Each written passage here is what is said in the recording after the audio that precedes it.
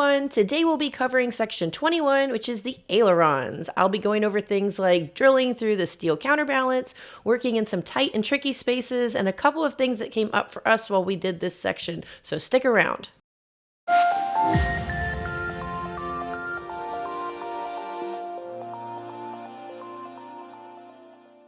All right, I am basically going to completely skip the first 2 pages here because most of this is old hat and stuff you should have done several times by now, separating pieces with the bandsaw or the snips and putting together these bracket assemblies. So we're just going to skip right over these first 2 pages. Moving on to 21-04, we are now match drilling the steel counterbalance to the nose skin here in the nose assembly, and we did run into a couple issues with drilling the steel, so I'm gonna let me tell you about it a little bit more. All right, so we are back to working on the ailerons to do our fix. And what I mean by fix is that when you are doing the ailerons, there is a steel tube that you put behind the leading edge here, and you have to match drill through the nose skin into the steel tube.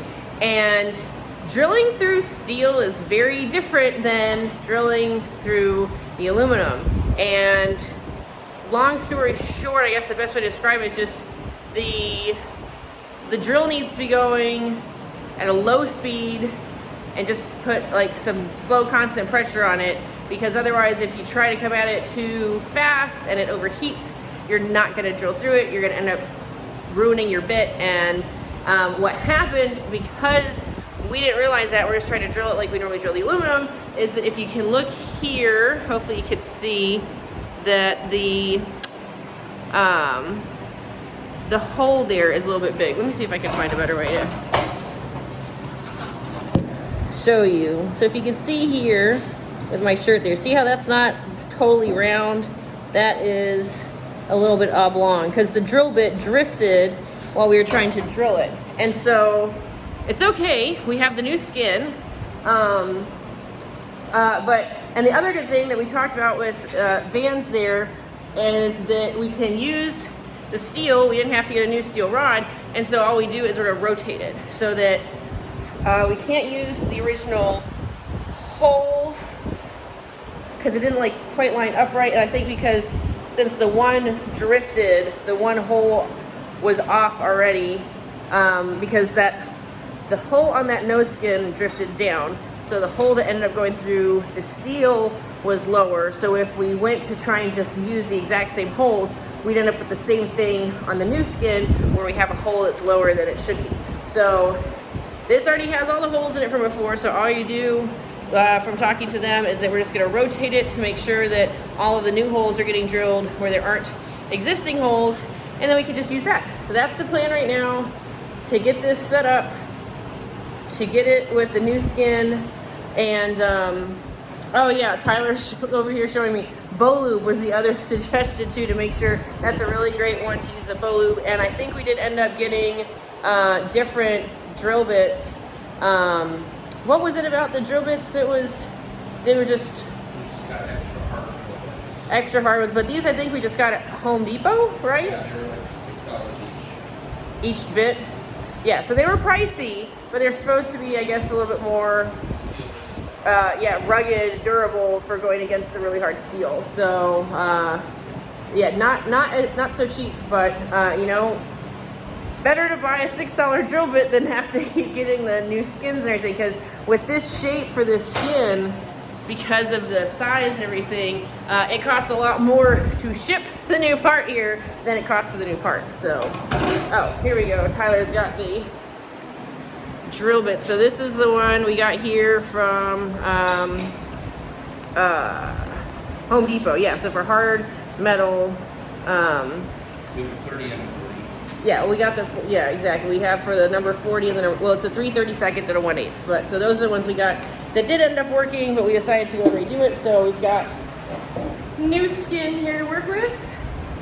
And gonna stick the, again, rotate that steel in there, make it work, and hopefully knock out these ailerons finally. Yay! Good job, good speed. Nice. Perfect. High five! See, that's exactly what we're looking for. You can see here, it turned out much better. You see how that looks nice and round and not all oblong like it was before. You can see, ta-da! So, yay! Nice and slow with some decent pressure, and that seemed to do it. So when we were working on drilling everything here with the steel bar for the aileron, I opted to go for these smaller clecos here to hold these nose ribs in place, because what that allowed me to do is that we could lay this down on the table flat instead of having to balance it on the wood blocks. Because if you see here, if I put the regular clecos in, they hang down, so you'd have to have blocks underneath to support it. So, but right now what I'm doing is I'm going back and switching them all out to these, because we're about to cleco everything together to rivet it. And last thing I want is to have these clecos stuck in here where I can't get them out once I put the nose skin on. But for doing all of the drilling here on the steel bar, it was kind of nice to have these little tiny half size. They are, here we go, miniature clecos from Pan Am. And but putting those in there, allowing us to set this flat and not having to balance it on the wood blocks was really kind of nice. One little thing that came in handy here on step 3 on page 21-04, after you've gone and you've clecoed the nose skin there onto the spar, you're now clecoing the nose skin to the nose ribs and trying to move the outer ones there into place. We had to like try and wiggle it a little bit, and because of how the orientation is with the flanges, and with the spar, you can't like really like reach in and try to push it outwards. So we put one of the copper clecos here in the hole on the rib, and we're able to like kind of pull on that a little bit to help pull the rib into alignment, so we could put the clecos through the skin into the flanges on the nose ribs.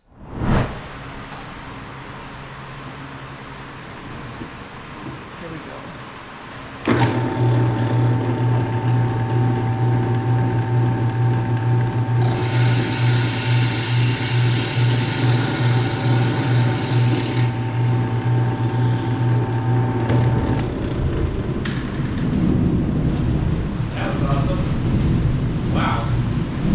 Thunder gods approve.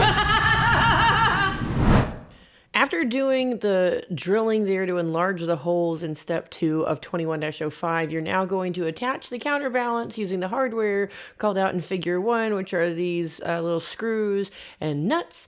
And let me tell you what, it mentions if you have difficulty getting those on there, It was in fact difficult. It is a small space that you are working in, and trying to not only get your fingers in there, but then to get the different tools in there to try to tighten it down.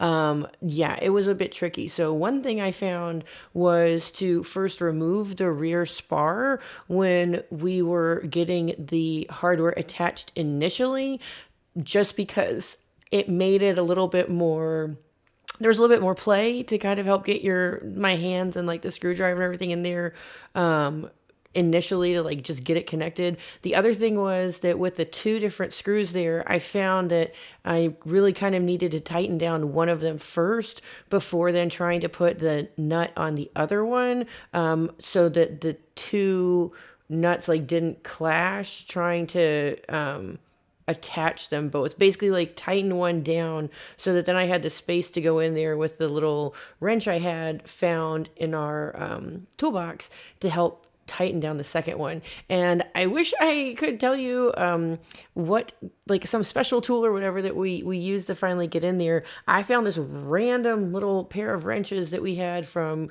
Lord only knows what. It looks like the kind of free stuff that comes with some sort of, IKEA type furniture, and it happened to fit and it happened to work. And because it was thin, it fit in there nicely with the inner diameter of the counterbalance.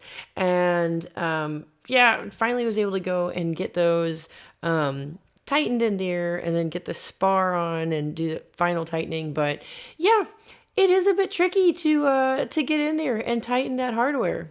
They did not lie. On step 5 of 21-05, you're now dimpling the skins, and it specifically says in the instructions right above that to be careful to dimple the skins in the correct direction. I'm going to let you guess what happened. So, something I found to help try and make sure to have them oriented properly is on figure 3 there, where it's got the diagram showing both of the skins. If you look here in the 2 corners, there's what I'm going to call a set of 3 rivet holes. So the spacing is a little bit unique there with these 3 here and here, and those are both on the inboard side. Remember, when you're looking at this drawing, one of the skins is right side up, the other one is upside down, because you're looking at the side right, you have the stiffeners on top. So the top skin's going to be flipped the other direction when it goes and gets riveted on. But you can see here it says the inboard side on both of them is what has those triple holes. So if that helps at all with trying to get the orientation, that's just something I found and noticed that helped me get it right. And then remember, when you're doing the right one, this drawing, all these instructions are for the left one. The right one, it's going to be the opposite direction. So it's going to be with the triple holes on the opposite side for both the top and bottom skins for the right aileron. So just a couple things to keep in mind for making sure you do what the instructions say and dimple them in the right direction. And I am about to realize I have made a very silly goof right here. Let's see if you guys can figure out what it is that I've done wrong. Tell me in the comments below if you spot it before I tell you here when I realize it in 3, 2, 1.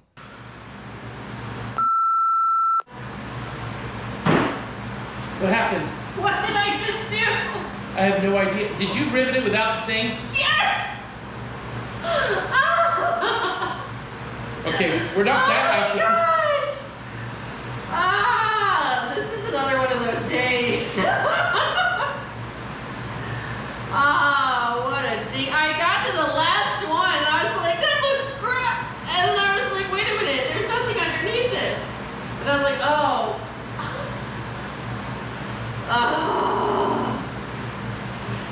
Cool, calm, and collected.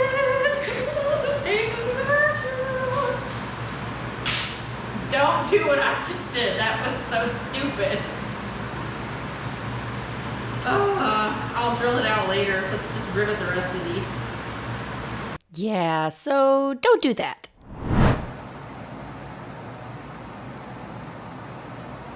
Yeah, so if you didn't have this little small diameter female 3/32 die, it would not fit around that little flange there of this outermost stiffener. Yeah. All right, we got Ty here trying to put the little dimple in to that spot there in the nose skin.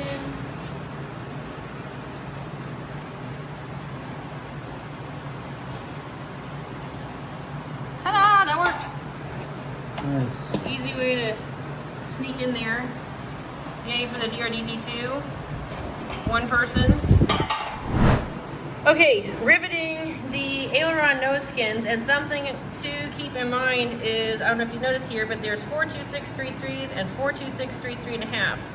And if you look here on this edge, you use the 3/3s, but then on these 2 ribs, you're using the 3/3.5s. And so if you come in, this is flip-flop because this is the right one. But you can sort of see there that that rib, which is the A1015 one right on the, if you're on the left aileron. But anyway, so these 2 here are thicker because they've got the steel bar there attached to them. And then this one here on this end, though, you can see it's much thinner, so it's not using as thick of a rivet. So anyway, just something to notice. They're different rivets to use.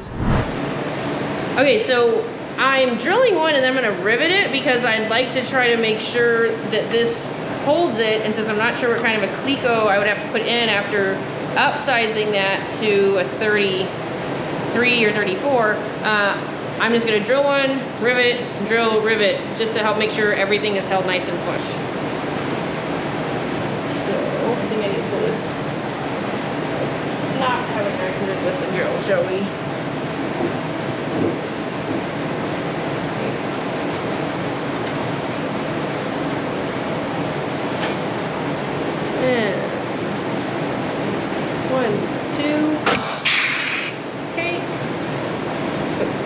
going down.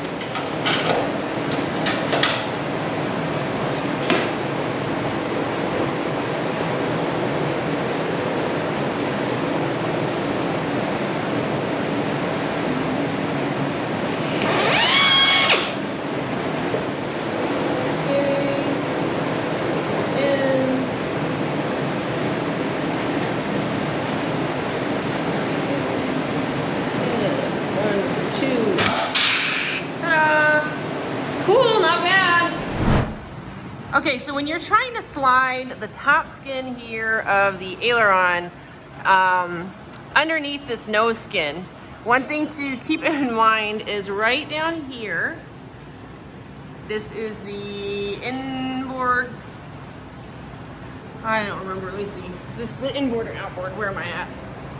Inboard side. Okay, so this is the inboard side. And if you come down here to where this rib is on the outside of that top skin, right up in here, you can see that there are these little rivets and this little doubler plate. And so you just need to make sure when you're trying to get this on to kind of pull and get this, let me see here. You're trying to make sure that this gets around the spar here, so it can get hung up if you're not watching, and then you're like, why can't I get the skin on? So just make sure to keep an eye out for those two little rivets there and this little doubler to get it around. Let me show you on the inside what I'm looking at. So see, so there's the spar here, and so you're just trying to get it maneuvered. You have to get that over that little bit there over the spar, and then you're also looking in here to make sure that you get this little flange wrapped around so that the spar flange goes between the little rib flange and the top skin. So it's just some finagling. It's just, as long as you're just aware, that's all. So, because I had forgotten and found myself going, why am I fighting this? This shouldn't be this hard. And that's why, because I had missed one of those little rivets and it had gotten stuck. So we are out here about to work on the bottom skin of the ailerons, and just to give you an idea, that's not a lot of space. Got to get in there to buck the rivets back here, because this one on the top we already did with the bottom skin off, but just not a lot of room. But so this is where we're going to be attempting to use the long custom bucking bar from Cleveland that you use on the elevators, and we've used these on the flaps. And so the idea is to help buck by, hopefully you can see, getting that down in there and trying to help hold that to buck it. So I don't know, we've used it before, again, like on the flaps and everything, it seemed to work pretty well. So that is the plan for today, is to try this out again. Hopefully save my arms. Yay! Okay, we're still working on the bottom skins for the ailerons, and coming down here to the end, honestly, actually to both ends. The situation you'll find is that here's the nose skin down here, and then this is the bottom skin. And as you can see here, the nose skin doesn't go all the way to the very edge. There's this little gap. When we used the mushroom set on the rivet gun and tried to shoot this, it ended up, and I took a little picture, it ended up where the rivet didn't set all the way flush. And we looked at just doing a pop rivet, but I don't have any presently that would fit for what I need to go in here. So trying to come up with an idea of what we could do, and I came up with this. This is just a scrap piece of the aluminum that is the same thickness as here. And so I measured it and I cut it down. What I'm gonna try to do is stick the rivet in there, take this and set it on, tape it down, stick the rivet gun, so you can see there it sits nice and flush, sit the rivet gun on top of this and try to rivet it through the skin with the bucking bar and everything on the back. So the idea is that hopefully by having this extra bit of skin on here, it will hold the rivet flush to that bottom skin here for the aileron. So I don't know. It's making it all up, just trying to make it work. It's a similar thing down there. The difference is that here it's a width of 2, so it worked out better with trying to get the rivet set in here since there's a wider gap. But on this one where it's just so narrow, it just got interesting. So that's the plan, is to see if this little piece of aluminum right here is gonna help us get that in there properly. So fingers crossed.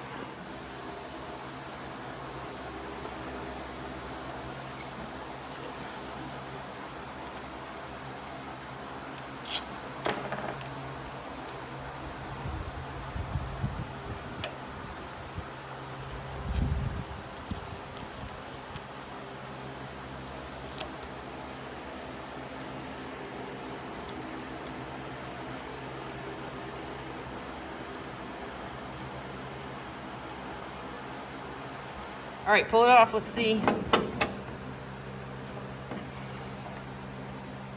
Holy smokes. Did it work? Yeah. Oh. Yes!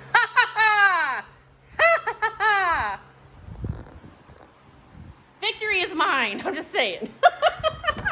All right, and look in here. It actually turned out, this was the first thing I saw because I was bucking it back here while he was riveting it. But you can see all the way down there. Sorry, not trying to make everyone sick. Look, it turned out okay down there, that very last bottom one. Woohoo! Awesome! Team Russell. Yay! So that about wraps up section 21 on the ailerons, but there's one more thing I wanted to go over really quickly, which is on 21-09 step 4. It tells you to remove the trailing edge and then complete the riveting of the aileron. And when I first read this, I found it a little bit confusing, but if you keep reading the instruction there, it says, refer to section 5H for further instruction/technique. 5H is the section where they talk about how to rivet trailing edges. And in that section, it talks about how you should bond the pieces together before riveting them. So using something like double-sided tape or Pro Seal. And so I think what the point was of putting in the instruction there about remove the trailing edge is kind of a subtle nudge of, hey, don't forget to take this out so that you put whatever the adhesive is that you're going to be using before you rivet it. Otherwise, I'm not sure why it's there. I think that's what it was for. But you do end up, putting the trailing edge back in there before you finish up all of your riveting. So that was just something I found a little confusing, but I think that's what they were trying to go for. But thanks for watching. I hope you enjoyed this video. If you did, please be sure to give me a thumbs up and subscribe to my channel if you haven't already done so for more videos like these and to follow along as we build our RV-10.